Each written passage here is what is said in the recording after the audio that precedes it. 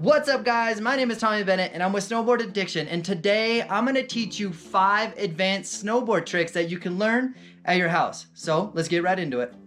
Alright guys, so I got the Snowboard Addiction jib board today, so I'm going to be using that for all of this whole video. Now the first trick that we're going to get into is a back 3.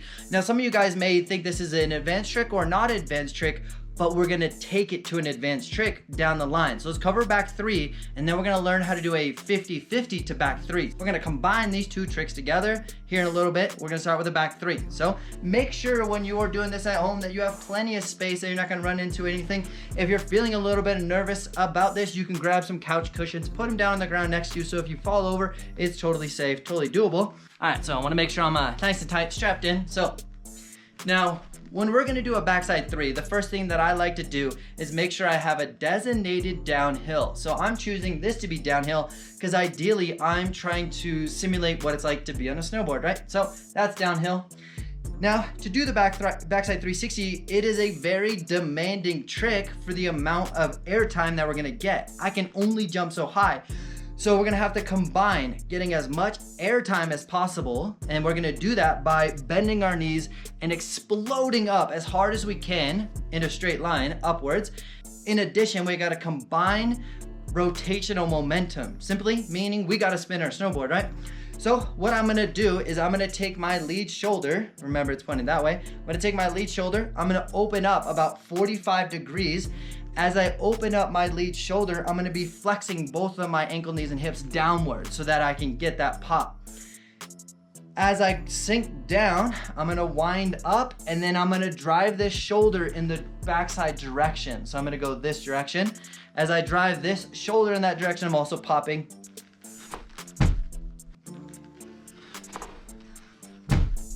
So I'm gonna give you guys a couple helpful hints that's gonna make this trick a little bit easier. Now, the first thing is, after I wind up and throw this trick, I'm actually trying to take my eyes and spot the landing as soon as possible. Now, what that's gonna do is gonna help the rest of my body follow, but I can also process how much more time do I have in the air. The second thing that's gonna really help is that I'm trying to drive my shoulder to complete that 360 as well. Like I said, we're gonna take this backside 360 and make it a little bit more advanced. So what we're gonna do now is we're gonna jump onto this thing and then backside 360 out. When you're doing this trick, we definitely have to make sure that we have frontside 50-50s locked in and we're really strong and feel confident in our 50-50s. And then we also have to be very confident in our backside 360. So make sure you spend enough time on those 2 tricks to get them locked in. Now, when it comes to combining these tricks, the biggest thing that is gonna help is that you get onto the feature, but you're slightly on your toes, and then just before you're gonna throw the backside 360, you actually wanna lean just a little bit over towards your toes so that when you jump, that you can spin a 360 and not land back on here. Because I don't wanna land back on here just yet, slip out, fall, not a good time. So actually I'm trying to hop forward just a little bit. Now we're gonna apply the same tactics of what we just did in the previous step, or the previous trick. I'm gonna hop on, I'm gonna get my lead shoulder wound up a little bit, and then I'm gonna drive this shoulder while leaning forward, and I'm gonna spot that landing as soon as possible.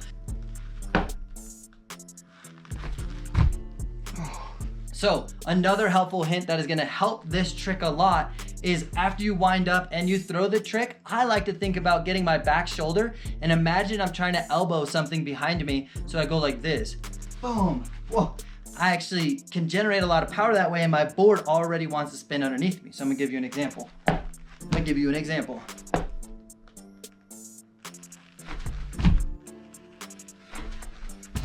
That's another cool thing that we can do is add the 50-50, combine it with the backside 360, and make it super challenging. So let's move on to some more tricks.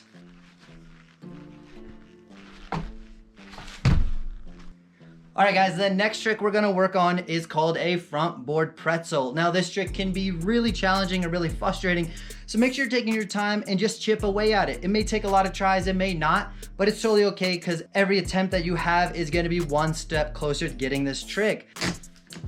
All right, so essentially what this trick is a frontside boardslide.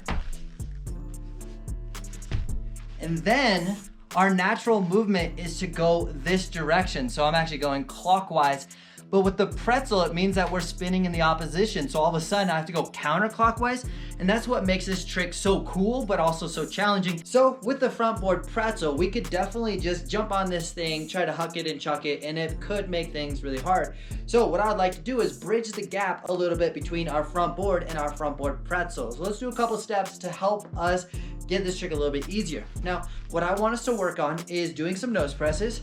And then what we're gonna do is we're gonna take our back shoulder and drive it down the hill like that. So that's gonna be the first step. Now let's do that a couple times, feel pretty awesome about it. And then the next thing we're gonna do is let's get into a frontside board slide.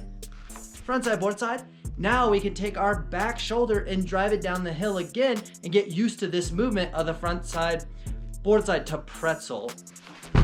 The biggest key is taking your back shoulder and actually driving that down the hill more. It's gonna make that 270 feel a lot more intuitive and less forced if you take the shoulder and bring it down the hill.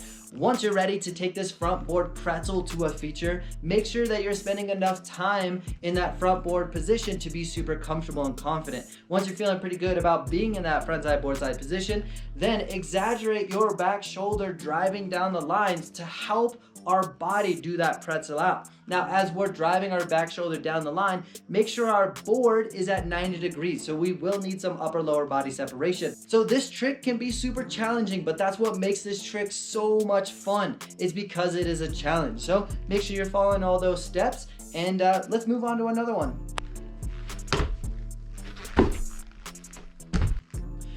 All right, guys, the next trick we're gonna work on is called a frontside blunt 270 out. Now, the reason why it's called frontside blunt is simply because we're entering the rail with the front side of our body facing the rail. Now, it's called blunt because our lead foot is actually hopping over the feature, and then we're gonna do a 270 out. Before we go and huck and chuck ourselves onto this feature, we're actually gonna simplify this trick just a little bit, practice a couple steps, then we're gonna apply it to a feature. So the first thing is I'm designating downhill, you guys is my downhill, and then I wanna take my lead shoulder, I'm gonna open it up, and I'm gonna spin in the backside direction. As I spin a 90 degrees, I do wanna shift my legs a little bit forward, causing me to land on my back foot, just like this.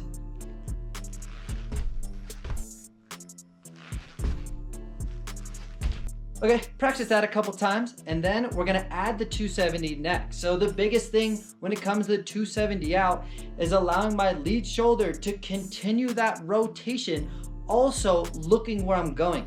The biggest challenge people will have with this trick is that they look straight down, and it makes it really hard to rotate. So let's go ahead and get into that blunt position and then do the 270. So notice that you can hang out in that position for quite a while, comprehend what's going on, figure out what you need to do next, and then throw the rest of the 270. Now, sometimes we struggle to complete that last rotation. So the biggest thing I want to encourage you to do is accelerate your lower body, get your board to complete that whole rotation so that your board's pointed at the camera or wherever you had set to be downhill. And then my lead shoulder may land in a slightly countered position, but if I'm landing super back seat, then this is not going to be an ideal position. But if I'm more here and I have weight on my lead foot, then I can gently get myself back to alignment. That's kind of what we're looking for. So it kind of looks like this, blunt here. But notice how I'm back into a stacked position where the shoulder's slightly open, but the rest of my body is nice and strong and nice and even on that stance. I'm not sitting way back here. So let's do that. So the next thing is we got to step this up a little bit, right guys? So what we're going to do, we're gonna get our little feature out there, whatever yours is. We're gonna do the same thing. Now, obviously, as I get into that blunt position, I can hold it, but it's gonna be really challenging to balance. So make sure you're balancing and then throw that trick.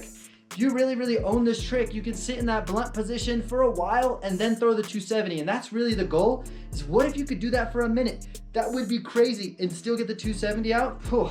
If you guys do that, you gotta tag us because that would be super sick.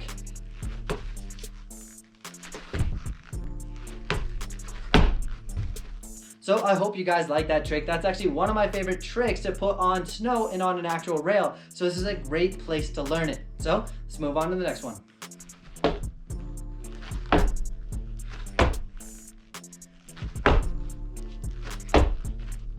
So the next trick that we have is a bit of an advanced one. So essentially what we're gonna do is we're gonna hop onto this feature, we're gonna do a frontside 180, land back on the feature, do a cab 180, and then repeat that as many times as we can. So essentially what we gotta do is we gotta be able to maintain our balance, we gotta be able to pop while rotating and then land back on in a balanced position and then repeat that over and over. So the challenge is, do you have the total control of spinning and absorbing your landing and being able to stay balanced? Well, let's find out. So let's break it down. A couple things that's gonna really help you is understanding where that balance point is, and more importantly, when should you throw that trick. So if I'm here and I'm doing a lot of that, my body doesn't feel confident and stable enough to throw the trick. So get on the feature, make sure your shoulders, hips, and legs are stacked. And once you're feeling good, then you're gonna squat down a little bit. But if I squat down, does that throw my balance off? So the goal is to be able to squat down, throw it, land back on it. So we can start with 180. And then I can jump off, and then I could just practice my cab 180 and get those things on lock. And then I can combine them together and do a whole bunch of them.